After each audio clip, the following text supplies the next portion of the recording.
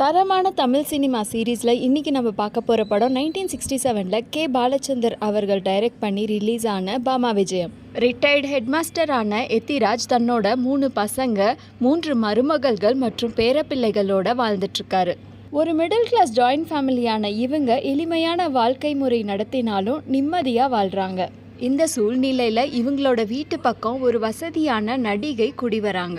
அந்த நடிகை கூட இவங்களுக்கு பழக்கமும் ஏற்படுது.